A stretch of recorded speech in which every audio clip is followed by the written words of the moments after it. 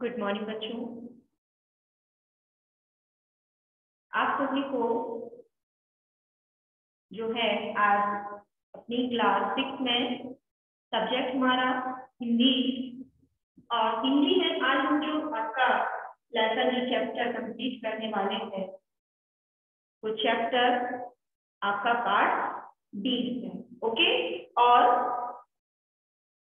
ये जो चैप्टर है इस चैप्टर में हम क्या पढ़ने वाले हैं इसके बारे में है तो आप समझ ही गए होंगे कि रुपए की आत्मकथा। रुपए मतलब पैसे की आत्मकथा के बारे में हम इस चैप्टर में पढ़ेंगे और इस चैप्टर को जो है कंप्लीट करने से पहले हम लोग सबसे पहले क्या करते हैं, लेसन में आए हुए जो कठिन शब्दार्थ होते हैं उनका अर्थ हम समझते हैं। ओके, इसके बाद इस लेसन में हम जो है अन्य देशों की जो मुद्राएं होती हैं उनके हम प्रतीक चिन्ह भी पढ़ेंगे। सबसे पहले तो आप लोग यहाँ पर अन्य देशों की जो मुद्राओं के अंतरराष्ट्रीय प्रतीक चिन्ह जो होते हैं उनको भी हम पढ़ेंगे, जैसे अमेरिकी डॉलर। तो अमेरिकी डॉलर, अमेरिकी डॉलर, अमेरिकी डॉलर में इसके बाद ब्रिटेन का पाउंड। ब्रिटेन में क्या चलता है? ब्रिटेन में पाउंड। ब्रिटेन में क्या चलता है? पाउंड। ब्रिटेन में पाउंड।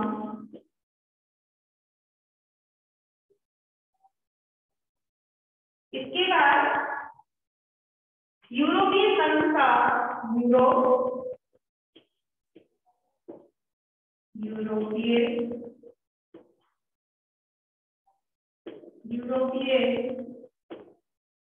संघ का यूरो।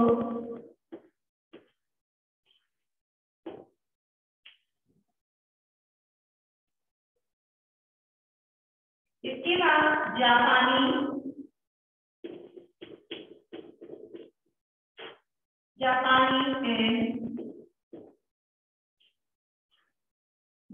एन है।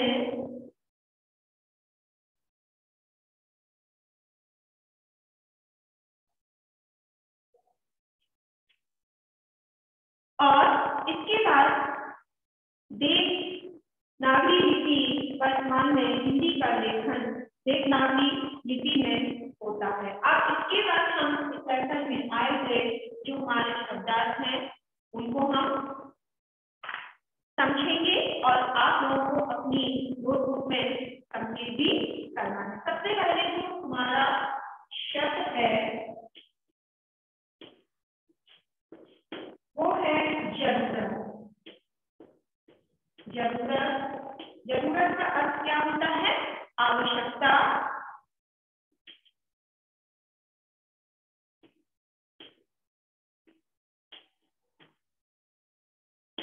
आवश्यकता। दूसरा है काल। काल का अर्थ क्या होता है? समय। इसके बाद मुद्रित का अर्थ क्या होता है? छपा हुआ। क्या होता है? छपा हुआ। आर्थिक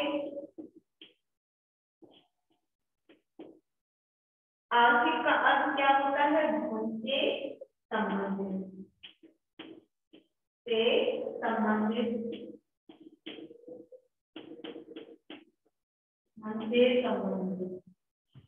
ओके, इसके बाद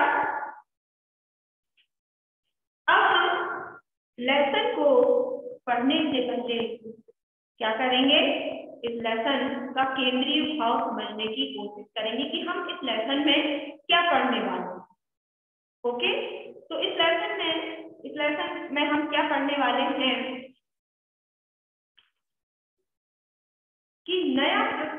चिन्ह मिलने के बाद भारतीय रुपया विश्व भर में चर्चा का विषय बन गया। क्या? नया प्रतीक चिन्ह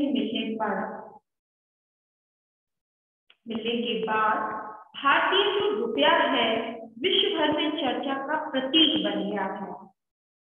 लगभग 500 वर्ष पहले सेठ द्वारा जारी रुपए ने अब तक लंबे परिवर्तन का दौर देखा है। हमारे इतिहास में जो है सेठ ने लगभग 500 वर्ष पहले जारी रुपए, आप लोग रुपए जानते होंगे ना,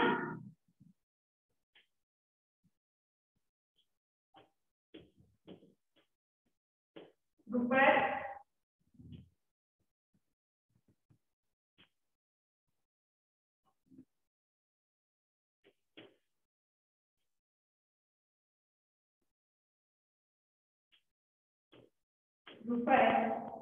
ओके, ये क्या है? रुपए। तो इसको लगभग 500 वर्ष पहले सेठ के द्वारा जारी किया गया था और इस लंबे समय के बाद इसमें परिवर्तन का दौर हमें देखने को मिला। अब भारतीय रुपए की अंतरराष्ट्रीय बाजार में जो आप लोग डॉलर, पाउंड, यूरो, ये इनकी एक पहचान थी। जैसे अंतरराष्ट्रीय मुद्राओं में वैसे ही भारत की भी जो मुद्रा थी रुपए, उसकी भी पहचान आज अंतरराष्ट्रीय मुद्राओं में की जा रही है। कैसे? अंतरराष्ट्रीय मुद्राओं में कौन सा देश की? डॉलर, ब्रिटेन का पाउंड, यूरोपीय का यूरो और जापानी का येन, ये सब अपने अंतरराष्ट्रीय मुद्राओं में अपना एक नाम रखते थे। लेकिन आज 500 वर्ष के बाद हमारे रुपए को भी अपनी एक पहचान मिली है। इस पाठ में रुपया अपने जन्म से लेकर अंतरराष्ट्रीय स्वरूप प्राप्त करने में किस प्रकार सफल हुआ, इसकी जानकारी हम आज आत्मकथा शैली में प्रस्तुत की गई है और इसको हम समझेंगे भी कि भारत की जो मुद्रा है उसको अंतरराष्ट्रीय मुद्रा में शामिल कैसे किया गया और उसको शामिल होने में किस प्रकार वो सफल हुआ, ये सारी जानकारी आज हम इस लेसन में कंप्लीट करेंगे। इसीलिए इस लेसन का जो नाम है वो क्या है? रुपए की आत्मकथा। मतलब हम रुपए की आत्मकथा के बारे में पढ़ेंगे। पहचानते हो ना मुझे? यहाँ पर रुपया क्या कह रहा है कि आप मुझे पहचानते हो, मेरे बिना आपका कोई काम नहीं चल सकता। क्या रुपए के बिना हमारा कोई काम चल सकता है? नहीं, क्योंकि बिना रुपए के कुछ भी नहीं हो सकता। पाठ चाहे आपको पाठ पुस्तक खरीदनी हो, चाहे ताला का शुल्क फीस जमा करनी हो, क्या आप मेरी मदद लिए बिना आप ये काम पूरे कर सकते हैं? नहीं। इसके अलावा आपको बस का किराया भी देना हो, सब्जी भी लेना हो, खिलौने भी लेना हो और आपको क्या है, हर जगह रुपया कह रहा है कि आपको हर जगह पर मेरी जरूरत पड़ेगी। यहाँ आपको बताया, चाहे आपको पुस्तकें खरीदनी हो, चाहे स्कूल की फीस देनी हो, चाहे आपको सब्जी खरीदनी हो, चाहे आपको बस का किराया देना हो, ठीक है, या खिलौने खरीदना हो, सब में क्या होता है? किसकी जरूरत पड़ती है? पैसों की। तो अब आप पहचान ही गए होंगे कि मैं कौन हूँ। तो ये कौन है? ये रुपया है। क्या है? रुपया। कौन है? ये रुपया है। रुपया ने क्या की है? एक पहेली पूछी है कि जहाँ जाकर पुस्तकें खरीदने में, विद्यालय की शुल्क देने में, बस का किराया देने में, खिलौने खरीदने में आपको किसकी जरूरत पड़ती? वही हूँ मैं। रुपया क्या कह रहा है? रुपया यही कह रहा है कि मैं वही हूँ जिसमें आपको मेरी जरूरत पड़ती। वो मैं हूँ। तो इसके बाद आज मैं आपको अपनी कहानी बताता हूँ। रुपया क्या कहता है, इतना पहेली पूछने के बाद रुपया कहता है कि आज मैं आपको अपनी कहानी बताता हूँ। मेरे अस्तित्व क्या है, मेरा जो अस्तित्व है प्राचीन काल से ही रहा है। वैदिक युग में मुझे जो है रुप्यम के नाम से जाना जाता था। रुप्यम का अर्थ है चांदी का सिक्का। उस समय अन्य धातु के सिक्कों को भी रुप्यम ही कहा जाता था। इस कारण हिंदी में मेरा नाम रुपया पड़ा। पहले क्या चलते थे, सोने, तांबे, पीतल, चांदी के सिक्के चलते थे, इसीलिए प्राचीन उसका नाम होने के कारण उसको आज रुपया उसका नाम पड़ेगा। हिंदी के अतिरिक्त रुपया कह रहा है कि हिंदी के अतिरिक्त भी अन्य भाषाओं में भी मेरा नाम रुपया शब्द ही समानता के लिए हुआ है। जैसे गुजरात में रुपयों, कन्नड़ में रुपाई, मलयालम में रुपा, मराठी में रुपए, मालवी में रुपिहार आदि अन्य देश जैसे श्रीलंका, नेपाल, पाकिस्तान, इन सब में मेरा नाम भी रुपया ही लिया जाता है। यहाँ तक कि इंडोनेशिया की मुद्रा रुपया में भी मेरे ही नाम की छाया है। कहाँ पर, देखो देश में ही तो ठीक है, हमारे देश में, भारत देश में जो राज्य है उनमें भी अलग अलग राज्यों में मेरा अलग अलग नाम लिया जाता है। फिर भी यहाँ तक कि अन्य देशों में भी जैसे श्रीलंका, नेपाल, पाकिस्तान, यहाँ तक कि इंडोनेशिया की मुद्रा भी मेरे नाम की उस पर छाया है। आगे बढ़ते हैं, चलिए थोड़ा आगे चलते हैं। इतिहास में उल्लेख मिलता है कि रुपया शब्द का प्रयोग सबसे पहले किसने किया था इतिहास में, देवदास सूरी ने। अपने कार्यकाल सन 1540 से 1543 में उसने देवदास सूरी ने क्या किया था, सिक्के का जो समय काल है वो कब का है, 1540 से 1545 में किया। उस काल का रुपया चांदी के सिक्कों के रूप में था, जिसका वजन कितना था, 178 ग्राम, लगभग 11.5 ग्राम, मतलब एक तोले में थोड़ा सा कम।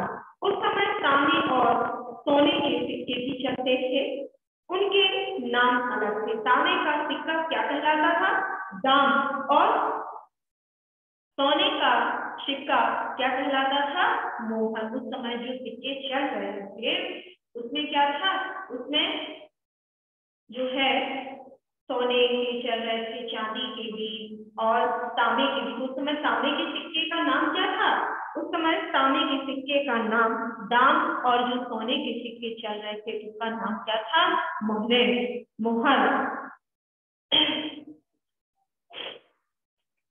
बाद में मुगल शासन के समय पूरे भारतीय उपमहाद्वीप में मुद्रा प्रणाली को सुदृढ़ करने के लिए तीनों प्रकार के सिक्कों को रुपया नाम से भी जाना गया।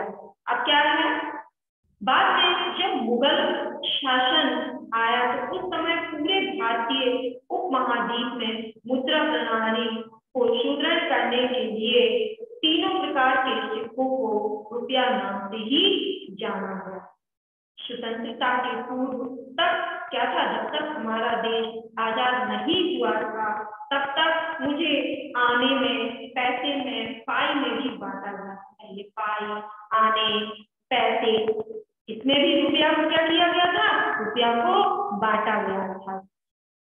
आपने 3 पाई का, अब क्या होता था, आपने सुना होगा 3 पाई का 1 पैसा और 4 पैसे का 1 आना और 16 आने का 1 रुपया होता है। अब आपको यहाँ समझना है क्या, 3 पाई का 1 पैसा और 4 पैसे का 1 आना और 16 आने का 1 रुपया होता था। आपने आने सच कहावत आपने सुनी ही होगी। कहा जाता है 16 आने सच, मतलब 16 आने में क्या होता है? 16 आने का 1 रुपया होता था। ओके, इस सच कहावत आपने कहावत सुनी होगी जिसका अर्थ पूरी तरह सही। स्वतंत्रता के बाद सन 1957 में दशमलव प्रणाली में मेरा परिवर्तन तब मुझे 100 पैसे में बांटा गया। तब छोटे सिक्के के रूप में 50 पैसे, 25 पैसे, 20 पैसे, 10 पैसे, 5 पैसे, 3 पैसे, 2 पैसे और 1 पैसे के सिक्कों में भी प्रचलन था, जिन्हें नए पैसे कहा गया।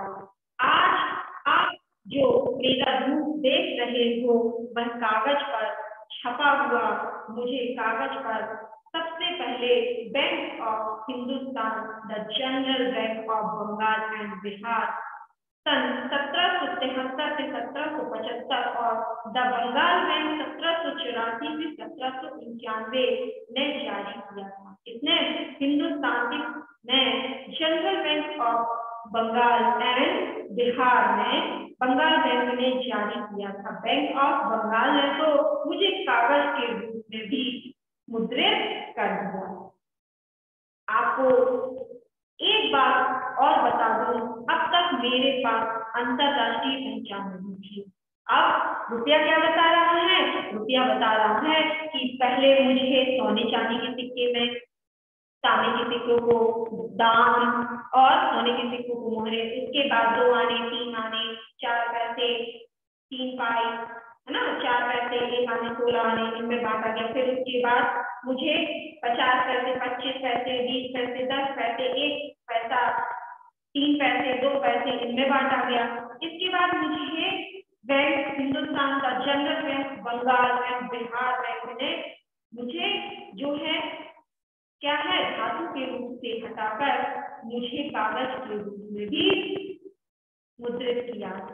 आपको इस एक बात और भी बता दूं, अब तक रुपया क्या कह रहा, मुझे कोई भी अंतरराष्ट्रीय पहचान मेरी नहीं थी। इससे पूर्व अमेरिकी डॉलर, ब्रिटेन के पाउंड, स्टर्लिंग, जापानी येन व यूरोपीय संघ की मुद्रा यूरो को ही अंतरराष्ट्रीय प्रतीक से जाना जाता था।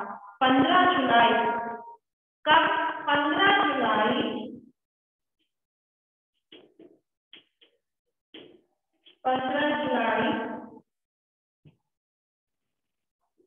2010 से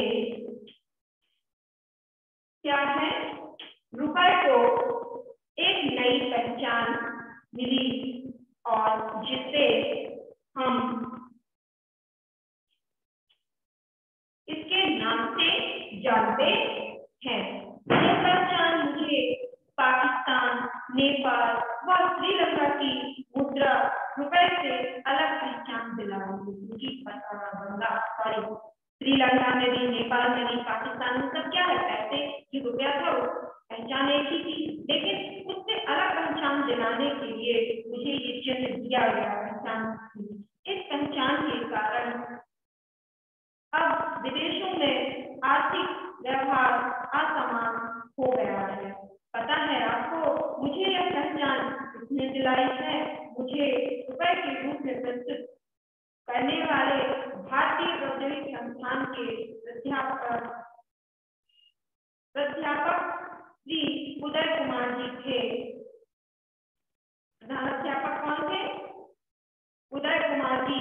मेरे इस प्रतीक से देवनागरी लिपि को अंतरराष्ट्रीय महत्व मिला। साथ ही मेरे इस प्रतीक चिन्ह की डिजाइन तैयार करने के लिए उन्हें 2.5 लाख की राशि भी पुरस्कार के रूप में मिली। भारतीय मुद्रा के इतिहास में भी उनका नाम अमर हुआ। कौन है? उदय कुमार जी। बातें तो और भी बहुत सी हैं, पर फिर कभी करेंगे। अभी के लिए इतना। यहाँ पर आपने जो है रुपए की क्या पढ़ी, आत्मकथा आपने यहाँ पर पढ़ी। इसके बाद अब है आपकी एक्सरसाइज में है कि निम्नलिखित आपको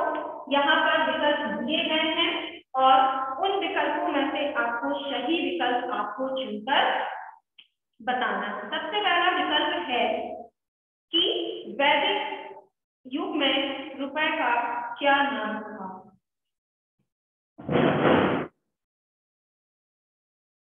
वैदिक काल में रुपए का क्या नाम था।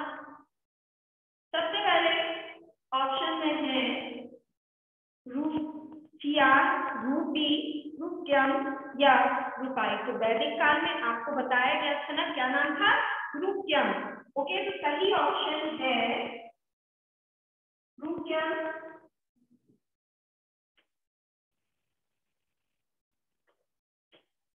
ये सही ऑप्शन है। इसके बाद दूसरा ऑप्शन है सन 1957 के पूर्व रुपए में होते थे कितने, 1000 पैसे, 64 पैसे, 50 पैसे या 25 पैसे। तो आपने क्या पढ़ा, 1957 जब हमारा देश आजाद हो गया था उसके बाद 50 पैसे, 25 पैसे, है ना, ये सब क्या होते थे उसमें। उस समय क्या था, 64 पैसे ही होते थे। 57 के पूर्व में क्या था, सही ऑप्शन है वो है 64 पैसे। इसके बाद तीसरा ऑप्शन है रुपए के नए अंतरराष्ट्रीय प्रतीक की लिपि है क्या, ब्राह्मी, देवनागरी या गुरुमुखी। तो वो क्या है, देवनागरी। थर्ड ऑप्शन में है सही आपका है देवनागरी, ये आपके सही ऑप्शन। इसके बाद फिर रिक्त स्थानों की आपको क्या करनी है, पूर्ति करना है। सबसे पहले है का नंबर में है आपका रुपया शब्द का सर्वप्रथम प्रयोग डैश ने किया था, किसने किया था, सूरी ने।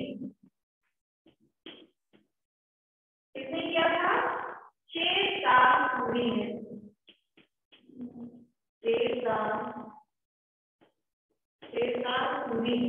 हाँ नंबर में आपका स्थान है रुपए का दशमीकरण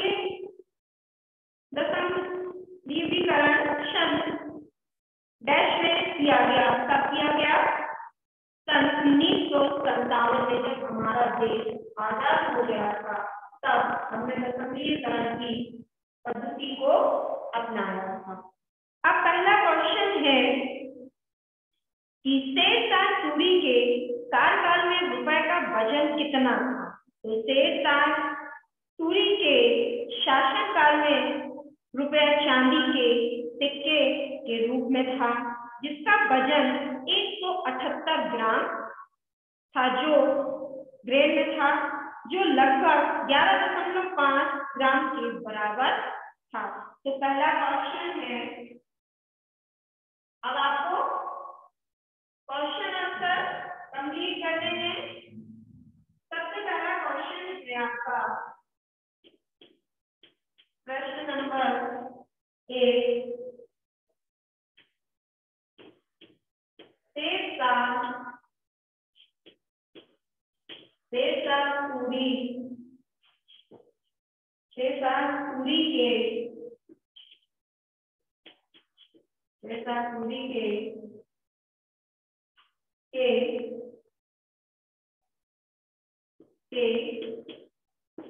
के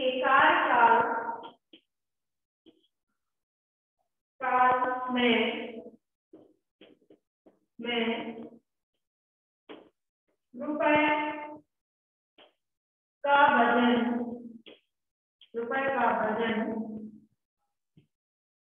का वजन कितना था। पहला क्वेश्चन है शेरशाह सूरी के कार्यकाल में रुपए का वजन कितना था।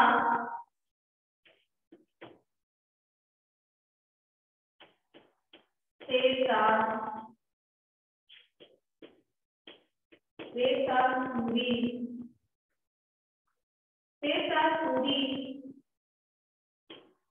के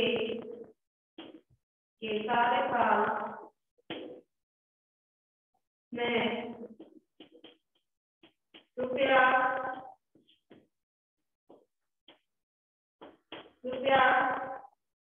चांदी के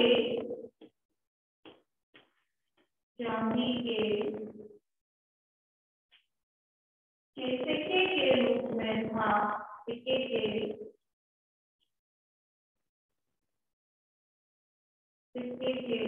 रूप में था, जिसका वजन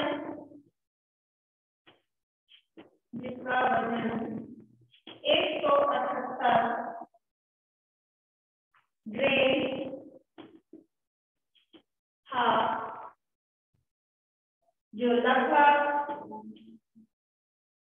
जो लगभग 11.5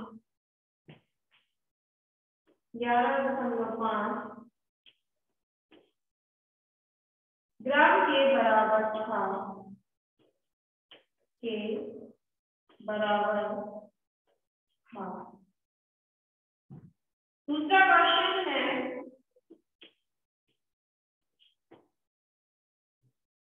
रुपए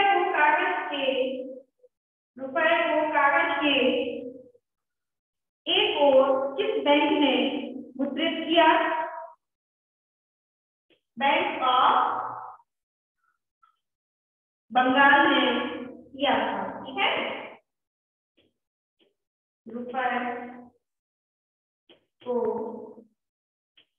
रुपए को कागज के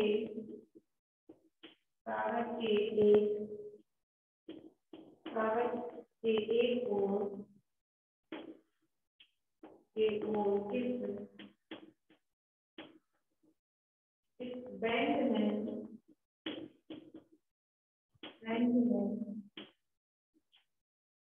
ने मुद्रित किया था?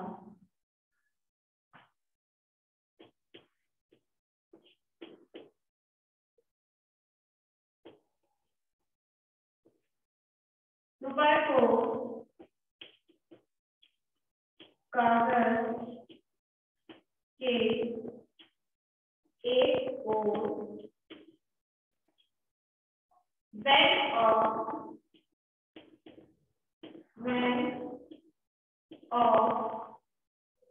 बंगाल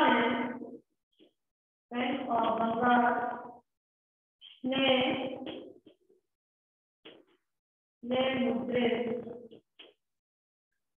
मुद्रित किया था। इसके बाद नेक्स्ट क्वेश्चन है, प्राचीन समय में सोने और चांदी के सिक्के किस नाम से जाने जाते थे? प्राचीन काल में सोने और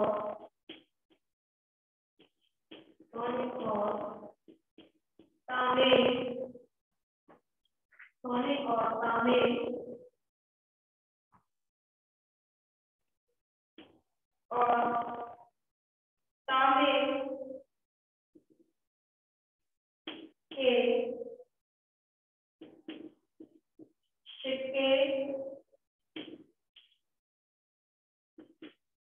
सिक्के किस नाम से जाने जाते थे? तो सोने के सिक्कों को हम मुद्रे और चांदी के जो सिक्के थे उन्हें हम ताम के नाम से जानते थे।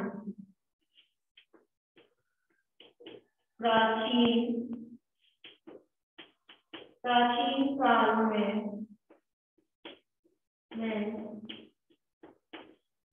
सोने और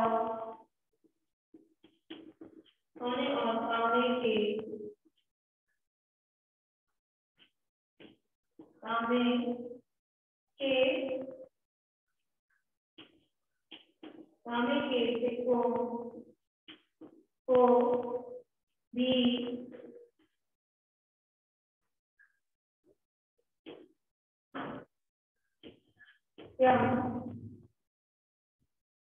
के के नाम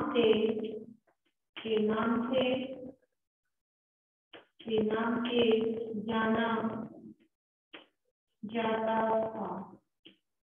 ओके, इसके बाद